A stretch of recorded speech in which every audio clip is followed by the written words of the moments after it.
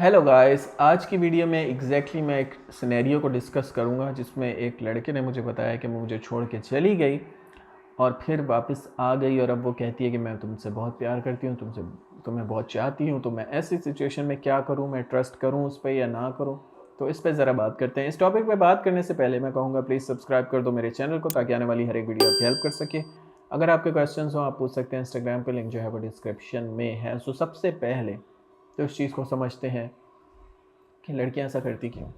लड़कियां इसलिए ऐसा करती हैं क्योंकि जब वो आपको फाइंड कर लेती हैं, जब वो ढूंढती हैं कि आप रिलेशनशिप में इमोशनली वीक हो गए हैं, तो वो आपको छोड़ देती हैं। एक औरत, women can not stand with a emotionally weak guy. ये एक हार्ड फैक्ट है।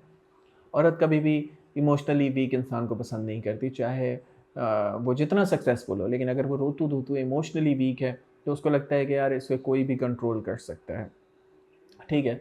Women can not stand by with A sexually charge man. जो हद से ज़्यादा सेक्सुअलिटी में होता है वो भी औरत बर्दाश्त नहीं कर सकती। ये कुछ हार्ड कोर साइंस है जो आपको बताने जा रहा हूँ। इसकी रीज़न क्या है? क्योंकि वुमेन की सेक्सुअलिटी का ताल्लुक उसके इमोशन से है। मर्द की सेक्सुअलिटी जो है हाइपर सेक्सुअलिटी होती है। ठीक है। मर्द जो है, सॉरी टू से, वो किसी भी राह चलती औरत के साथ सेक्स कर सकता है। लेकिन औरत जो है उसके लिए, इस तरफ जाने के लिए उसको इमोशनली पहले कनेक्ट होना पड़ता है किसी को। उसके इमोशंस का ताल्लुक है सेक्सुअलिटी से। सो इसलिए मर्द क्या गलती करते हैं कि मर्द बहुत ज़्यादा सेक्सुअलिटी में पड़ जाते हैं या इस तरह की बातें या इस तरह, तो वो इरिटेट होती है। तो पहले इस चीज़ पे कंट्रोल रखना आपको ज़रूरी है। ठीक है। दूसरा, अगर आप बहुत ज़्यादा इमोशनली भी बातें करते हैं, रोतू धोतू हैं, सैडनेस शो करते हो, तब भी वो आपसे दूर चली जाएगी। ठीक है। तो हमेशा अपने आप को एक अल्फ़ा मेल रखना है, एक लीडर की तरह आपको बिहेव करना है ताकि वो आपको चेस करे और पसंद करे। क्योंकि मर्द ये गलतियां करते हैं बार बार, इसलिए सबसे ज़्यादा जो ब्रेकअप का रेशियो है वो औरत का है। औरत हमेशा ब्रेकअप करती है। ठीक है। 75% जो है वो इनिशिएट हमेशा ब्रेकअप औरत करती है। बाकी 25% केसेस में ऐसा होता है कि मर्द पहले ब्रेकअप करता है। सो और औरत क्यों करती है ऐसा? क्योंकि औरत आपको समझाती है। ठीक है। औरत जो है वो रिलेशनशिप ओरिएंटेड होती है, वो एक इमोशनल क्रीचर है, तो वो उसका फोकस ज़्यादा रिलेशन पे होता है। आपका फोकस बाकी दुनिया की चीज़ों पे होता है। आप रिलेशनशिप को मोस्टली, सॉरी टू से, मर्द, मेन मोस्टली रिलेशनशिप को एज अ टूल यूज़ करते हैं अपनी फ्रस्ट्रेशन को निकालने के लिए और एक टाइम पास के लिए। ठीक है। औरत का जो है वो सोल फोकस ही रिलेशनशिप होता है मोस्ट ऑफ द केसेस में। हाँ, आजकल की औरतें जो है वो कॉर्पोरेट वर्क करती हैं, बिजी रहती हैं, उस तरह की भी होती हैं, लेकिन बहुत कम परसेंटेज है उनकी। वो 10% से भी कम ऐसी औरतें होती हैं जो रिलेशनशिप ओरिएंटेड नहीं होती।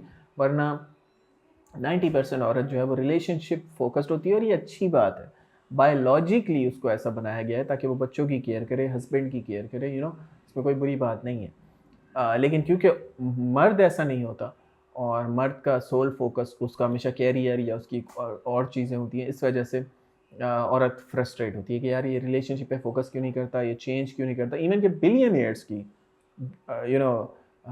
आजकल डिवोर्सेस हो रही हैं, आपको बार बार देखने को मिलता है क्योंकि वो रिलेशनशिप ओरिएंटेड नहीं होते। ऋतिक रोशन ने डिवोर्स फाइल की। He is an famous actor और इतना रिच बंदा है, सक्सेसफुल है। जेफ बेजोस ने की है। इस तरह के सक्सेसफुल लोग कर रहे हैं बार बार। वो इसलिए कर रहे हैं क्योंकि वो इतने ज़्यादा बिजी होते हैं अपने काम में। तो इसलिए आपको इन चीज़ों का ध्यान रखना है। पहले तो जब आपको समझ आ गया कि रिलेशनशिप क्यों उन्होंने आपसे ब्रेकअप किया था, तो फिर आपको पता है कि अब आपको गलतियां नहीं करनी, क्या गलतियां नहीं करनी। दूसरी चीज़, अगर वो छोड़ के गई है तो आपको गौर करना है कि आपकी इसमें गलती है या किसी और की गलती है। अगर आपकी गलती थी और वो वापस आती है तो फिर आपको एक्सेप्ट करना चाहिए। लेकिन अगर आपकी गलती नहीं है और वो वापस आके कह रही है कि मैं तुमसे बहुत प्यार करती हूँ, तो फिर आपको उनसे बात नहीं करनी चाहिए, माफ़ नहीं करना चाहिए। अगर आप स्पेशली अगर उन्होंने आपको चीट किया है तो फिर तो कभी माफ़ नहीं करना चाहिए, चाहे वो कितना बोले। क्योंकि जो एक बार कर सकता है वो बार बार कर सकता है। फिर आप कैसे ट्रस्ट करेंगे? अगर आप अभी एक्सेप्ट कर भी लेते हैं कि वो वापस आ गई और उसने कह रही है कि मैं बहुत प्यार करती हूँ, अगर आप उसको एक्सेप्ट कर भी लें तो क्या गारंटी है कि वो दोबारा छोड़ के नहीं जाएगी? लेकिन लोग फिर भी बेवकूफ़ियाँ करते हैं, फिर भी ट्रस्ट कर लेते हैं। तो इसलिए आपको उस पर ट्रस्ट नहीं करना, ठीक है। आपको अगर अगर उन्होंने चीट किया तो आपको ट्रस्ट नहीं करना। अगर चीट नहीं किया और वो आकर रोते धोते हैं, माफ़ी मांगते हैं, तो फिर भी आपको देखना चाहिए कुछ मंथ, उनको टेस्ट करना चाहिए। बात सिर्फ नॉर्मल रखें, ज़्यादा इंगेज मत हो, क्योंकि अगर आप फिर इमोशनली इंगेज हो गए तो फिर आप ज़ीरो पे आ जाएंगे और फिर आप हर्ट होंगे। क्योंकि मैंने बार बार देखा है, अक्सर लड़के मुझसे पूछते हैं कि सर मैं एक मैसेज करके एक बार बात करके ट्राई कर लूँ, सर आप प्लीज़ बता दें। मुझसे वैलिडेशन लेना चाहते हैं। मैं बोलता हूँ अच्छा चलो ट्राई कर लो। वो फिर एक मैसेज करते हैं, कॉल करते हैं, आगे से वो ब्लॉक हो जाते हैं या उनको वो उनका एक्स बातें सुनाता है, तो फिर वो ज़ीरो पे आ जाते हैं, फिर वो डिप्रेशन में चले जाते हैं। सर अब मैं क्या करूँ, सर मुझे कुछ अच्छा नहीं लग रहा, मैं सुसाइड करना चाहता हूँ और ये वो। तो इसलिए मैं आपको ये बताना चाहता हूँ कि no contact is the best option, ठीक है। अगर वो वापस आते हैं, उनको आहिस्ता आहिस्ता पहले टेस्ट करें, वो चाहते क्या हैं। वो भी आपको टेस्ट कर रहे होते हैं जब वापस आते हैं कि यार ये चेंज हुआ है या नहीं, तो आपको भी उनको टेस्ट करना है, ठीक है। और एक दफ़ा मेरे साथ एक हुआ था, मैं अपनी पर्सनल लाइफ स्टोरी सुनाता हूँ कि मुझे उस टाइम नो कांटेक्ट का पता भी नहीं था। तो मेरा ब्रेकअप हुआ किसी से, तो मुझे पता भी नहीं होता था नो कांटेक्ट कोई चीज़ है, बट मैंने बस ब्रेकअप किया और उसके बाद उनसे बात नहीं की। ऑलमोस्ट 5-6 महीने तक मैंने बात नहीं की होगी। 5-6 महीने बाद उनका मैसेज आया, बात हुई। अच्छा, क्योंकि मुझे पता नहीं था रिलेशनशिप के बारे में इतना डायनेमिक्स, तब मैं बहुत छोटा था, तो मैंने दोबारा से वही हरकतें शुरू कर दी और मैं बहुत ज़्यादा रिवील करने लग गया कि मैं बहुत मिस कर रहा था तुम्हें और थैंक गॉड तुम वापस आ गई एंड, और अब प्लीज़ मुझे कभी छोड़ के मत जाना, और इस तरह से मैं उसको बोल रहा था।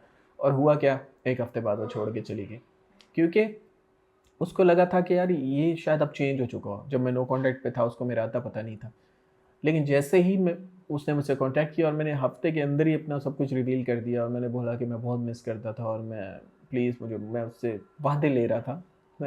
अब मुझे हंसी आती है सोच के।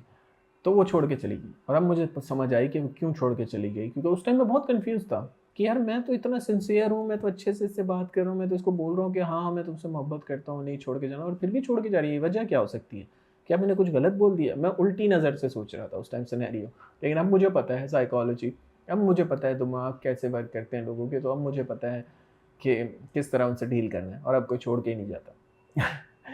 So that's it for today. I hope आपको समझ आई होगी। अगर किसी ने चीट किया तो उनको माफ़ नहीं करना, अगर चीट नहीं किया तो वापस आते हैं तो आप टेस्ट करें, और अगर आपको 2-3 महीने बाद लगता है कि यार ये वाकई सुधर चुके हैं, कभी कभी लोग सुधर भी जाते हैं, कभी कभी लोग धोखा खा के वो किसी और के पास जाते हैं और अच्छा खासा धोखा खाते हैं, फिर उनको एहसास होता है आपकी अहमियत का। तो अगर ऐसा हुआ है तो फिर उनको जाने दो, मतलब उनसे कर लें। So that it's for today, thanks for watching, you have a good day.